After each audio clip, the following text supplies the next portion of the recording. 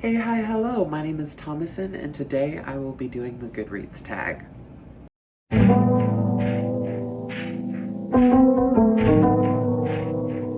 So as I've mentioned in the past few videos I've made, I will be doing alternating video topics every Friday. Last Friday, I went ahead and did something that's a little more nerdy and a little more in-depth analysis with the red, white, and royal blue video. I am so happy that I got almost 100 views on that video, so thank you guys so much for watching that. And this week's video will be a tag. Now, I'm gonna be doing quite a few tags because there's just so many I need to catch up on that, are pretty classic in BookTube. Today, I will be doing the Goodreads tag, and I don't remember who created it off the top of my head, but I will make sure to leave credits where it's due in my description of this video. So before we get into the actual questions, I just wanted to share with you guys my personal thoughts on Goodreads. I love Goodreads. I love that it's an app where a lot of book lovers can come together, and even though it's not without its fair share of controversy, it really helps bring together a community of people who can share their love or hatred of certain books and stories. Although there are certain things in the app that I would change and maybe improve upon, it's a really good app, and I think it's definitely cemented itself as an essential part of being a modern book reader nowadays. And I just love the reading challenges they do. I love seeing other people's opinions. I love just seeing how other authors can interact as well with their own stories. I really love Goodreads. I like using it. Started using it when I was in high school, and it's just stuck with me ever since. It's definitely helped my reading productivity and just also made reading a little bit more fun for me. And if you want to go ahead and check out my Goodreads, you can go ahead and check the link out in the description of this video and all videos, and there will also be a link tree which will lead to my Goodreads link as well as other social media. Anyway, without further ado, let's go ahead and get into the questions of the tag. So the first question of this tag is, what was the last book you marked as read? So the last book that I marked as read on Goodreads is Unbroken by C.L. Clarke. Now, I mentioned this in my July wrap-up August TBR video. August's end is fast approaching, and this was one of the ones I've been wanting to read because my favorite author, Samantha Shannon, has recommended this. It is part of 3 books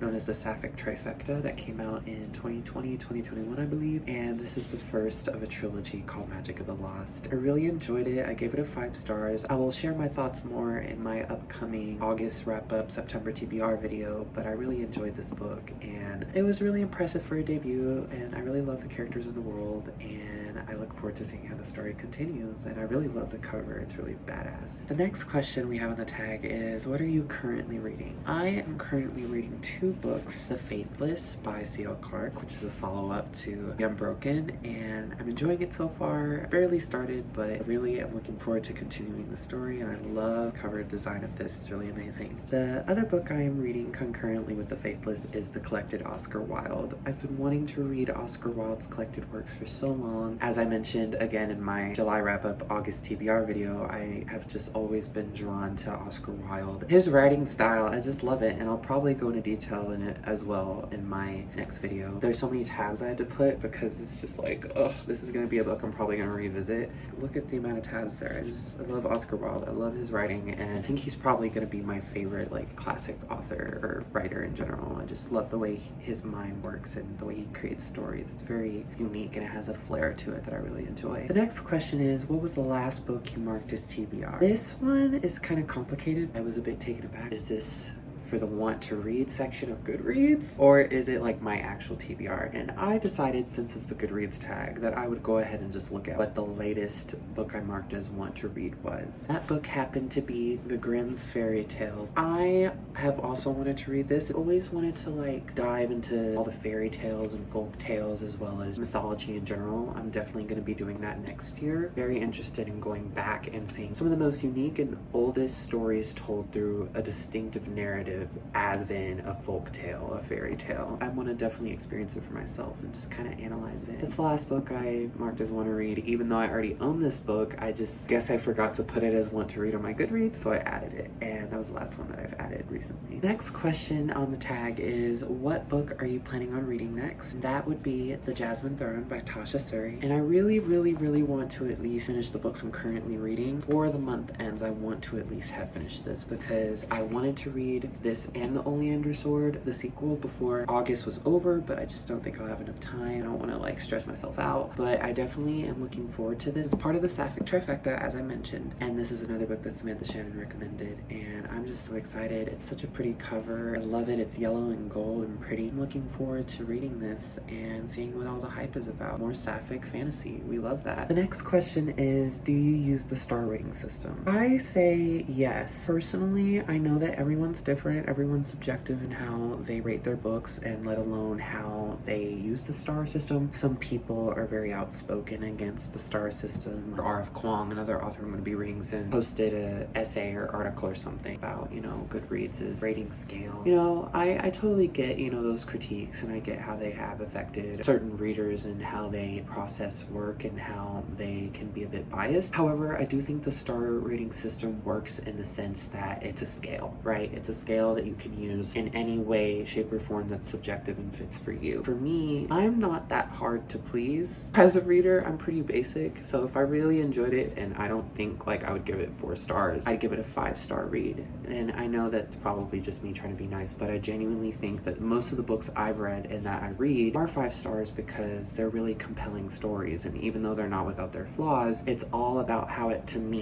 all comes together. So for me, a 5-star book is like something I really enjoyed. It also depends on the genre, and it depends on the story and the execution. 4 stars for me, I do it sometimes. Like sometimes I just feel like in an instinctive manner, if a book isn't bad but I'm not feeling it as a 5-star, I'll give it a 4-star. 3 stars are very rare, but they're like, I didn't hate it but I didn't love it, and there were certain things writing wise and story wise I would have changed or cut out, or that I didn't care for. I don't really give very many 1-star and 2-star books. I don't even know if I have any 1-star books that I've rated, but I know that I've given a couple 2 stars, and 2 stars for me are books that either they just weren't for me in the sense of the theme and like I didn't resonate with it, but on top of that, even because I've read books that I can't resonate with as well, right? It didn't feel like a story that I enjoyed, and it didn't feel like a story that had any like purpose, like it didn't feel like it mattered, if that makes sense. Like, what was the point of me reading that book? And ideally, if I ever did come across a 1-star book, I think a 1-star book would be something that I just really, really hated. But again, I don't really hate that many books, even if I don't really like it, and I say, like, as I'm writing to my friends about it, I hated this book. I didn't really hate it, I just didn't enjoy it, and I thoroughly disliked it. But I've never, off the top of my head, given a book 1 star. And I also recently realized, sometimes the star rating system, you could still use it, but you don't have to rate a book. For example, last year I read A Little Life by Hanya Yanagihara, and if you guys are familiar with that story and that author, it is a very controversial and it is a very triggering read. Do not read that without checking content warning. Know that there is discretion advised when it comes to that story. That was the first book that I ever read that I felt I could still use the star system, but I didn't need to rate it. I know that sounds weird, but sometimes you don't have to rate a book, and that is part of the star system, because for me, for that book, it was such a complex story that covered very sensitive real world issues in a very compelling way. But overall, I didn't feel it was fair nor right to rate that story, if that makes sense. Those stories I think you can rate in the sense of like on a critique level, but sometimes for me, I feel like there are certain stories that you shouldn't rate. When it's a story that really gets close to life in that sense, the way A Little Life had a book that really covers topics and in a way that is very compelling, but also very humane, and also isn't taken to light. Like, I just couldn't feel that it would be fair to the author, the characters, or the story, or me as a reader to rate my experience through that, because some books aren't just meant to be entertained, although mainly they are entertaining. Sometimes they make you think. They make you realize and learn things about life, about humanity, about people, about yourself, about, these ideas that we can explore and authors can create and articulate through their characters and their prose and all of those things in a way that sometimes it's not just about the entertainment aspect. It's about taking a deeper look within and taking a deeper look into not only what makes a good story, but what kind of story can be told in a way that can make you think about your story and how your story can affect the people around you. And I felt A Little Life was the first book that I'd read that I couldn't rate. I still use the star system because I did feel that would give my followers and also just me an idea looking back, like, oh, he didn't rate it, not because it's bad, but because he just didn't feel he could rate it. Those are all the ways I use the star rating system, and everyone uses it differently, and you know, whatever works for you works, whatever doesn't. But that's personally how I use the star rating system, and I definitely started to write reviews. They give a better idea of like how I felt and what I really thought about the book. The next question for the tag is, are you doing a reading challenge this year? And yes, I am. In the imminent future, as of now, I don't see myself not doing a reading challenge. Goodreads reading challenges are so fun. They have really helped me boost productivity. It's okay if you don't always make the reading challenge. I think it's just a good way to keep people engaged. I'm doing pretty good so far. I think this year will be the most books I've ever read in a year, and I'm so happy. Next question is, do you have a wish list? I do have a wish list. Any book that I've put as want to read, and sometimes books that I've already read but have like a new edition come out or a special collector's edition I might want to buy in the future. Generally, all the books that I want to read are just stuff that I do want to read and technically part of a wish list, but my main wish list would be on my Barnes & Noble account. The next question is, what book do you plan on buying next? I am currently on a mostly book buying ban unless it's an auto-buy author or I know I'll love it or like I can afford it. I can't buy any books right now. But the next book that I will be buying will be Foul Heart Huntsman by Chloe Gong. I discussed that in my tier ranking video. So excited to see how the Foul Lady Fortune Duet and the Secret Shanghai universe will conclude. I also am going to be seeing Chloe Gong pretty soon at the end of September on her Foul Heart Huntsman tour. She'll be in Frisco, and I'm gonna buy the book then because I already reserved my copy from that store, so that way I can just buy it. They'll give me a ticket and I'll go to the event, so I'll probably make a vlog about that. So keep your eyes posted for end of September, early October, and I'm really excited to read that book and see how that story ends, and that'll probably be the next book I buy. If I buy another book in the meantime, I'll just let you guys know in my next video. You never know, stuff happens. The next question of the tag is, do you have any favorite quotes? And yes, I do. Guys, I tell you, it took me like over an hour just like go through books that I knew were like my favorites and kind of just skim through them and like see if I could find any quotes that are my favorite. And these are all quotes that, while some of them might not be my favorite quotes, they're either from my favorite book, thus they are a favorite quote, or they are a favorite quote that I could remember off the top of my head. Some of my favorite quotes are as follows. Life imitates art far more than art imitates life. Oscar Wilde from The Decay of Lying. I am so excited to read that essay in my collected Oscar Wilde book. Ever since I saw that quote, I just really resonated with it. The next quote reads, "What I need is the dandelion in the spring, the bright yellow that means rebirth instead of destruction, the promise that life can go on, no matter how bad our losses, that it can be good again. Mockingjay." Love Mockingjay, as I discussed in my tier ranking video. Although I wouldn't consider it my favorite overall in a tier ranking, since Mockingjay was my personal favorite of the Hunger Games trilogy, and I love the Hunger Games trilogy. And as someone who went through PTSD and had struggled with severe mental health issues for a lot of my life, I just really resonated with that quote and with Katniss's character, her ability to just survive and to keep going and to just make the most of life, even when you've been traumatized and you've gone through things that could have destroyed you and did destroy you. You know, to choose peace and to choose hope and to choose that is really beautiful. And I think that one of her last quotes in Mockingjay that she talks about PETA, I think that really kind of encapsulates how I feel about that. So that's my favorite quote from that. The next quote reads, "He meant to let himself be loved and to love in return," from A Day of Fallen Night by Samantha Shannon. I love The Roots of Chaos. I love Samantha Shannon. I really wanted to find a quote from The Priory of the Orange Tree for this video, but I couldn't. I didn't have enough time. Even though I reread it earlier this year, I think I need to reread it again, but I really loved this quote from its prequel, A Day of Fallen Night, because it really captures how I, as a queer person of color and man, want to fall in love. Without spoilers, the character that this is alluding to fell in love with someone that he didn't know had loved him, and it happened to be a male-by-male relationship. And I just really identified with that. Like, for any relationship, no matter the sexuality or whatever, it's hard to let yourself be loved even though you want it when you've been hurt so much and you've gone through so much, but you realize that you want to let yourself be loved and to love someone in return, in a sense that true love is reciprocated, it's met, it's a good match, and it's compatible. The next quote that I'd like to mention is, "The road there isn't easy. It is long and hard and often traveled blind, but you keep going because you know the destination will be worthwhile. A Court of Silver Flames." I tell you, when I read that scene with Nesta and Cassian, Nesta breaks down. And Cassian tells her all of these things. Part of that quote, I was crying. I really understood, similarly to Katniss's quote from Mockingjay, I just really identified with Nesta's struggle, and I also identified with Cassian in having someone you love or someone that you look up to and someone who cares about you be able to encourage you and tell you the truth, and to be able to remind you that, you know, life is hard, and even though you've made mistakes in the past and you've been through certain things, they don't have to define you. You just keep going. You keep persevering because it's worth it, and you have to give meaning to your life in order to be able to find meaning in it. And I just really love that quote. I really love that quote. The next quote is, "You do not yield."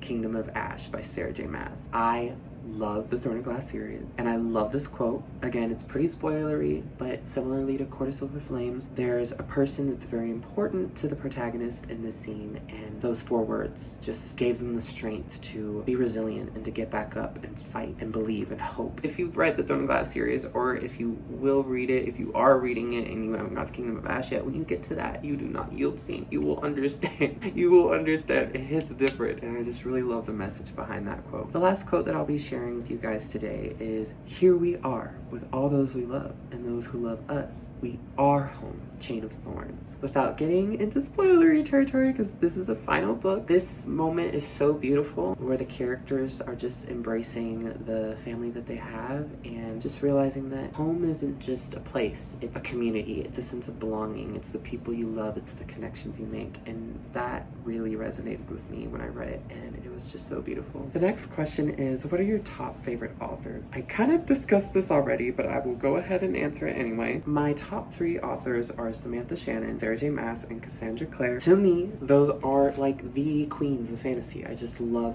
every single one of them for different reasons. I also love Suzanne Collins, love Holly Black, Leigh Bardugo, Alice Oseman, Casey McQuiston, Adam Silvera, Angie Thomas, Oscar Wilde, Emily Henry, and Taylor Jenkins Reid. Editing Thomas in here. I would just like to point out that I forgot to mention Chloe Gong. Chloe Gong is definitely one of my favorite authors as well, and I can't believe I forgot to mention her on that list. She's definitely there. And all of these authors that I mentioned are authors who are able to create stories that they're diverse and they're real, and although they have different purposes, it's the power of their writing. It's the way that they are able to not only tell a story and make characters and make worlds and make lives, it's the meaning they put into it. It's their skill in writing, it's their themes, it's their core meaning and message that they put out to their audiences, and I resonate with all of those. And there's probably some that I didn't mention that I do love, but off the top of my head, those are definitely my favorite authors of all time. The next question is, have you joined any groups? On Goodreads, I have not joined any groups, but I'm technically part of a book club that I have with my friends, my girlfriends, and I just love our book club because we all bonded over our love of books and stories, and I'm definitely looking forward to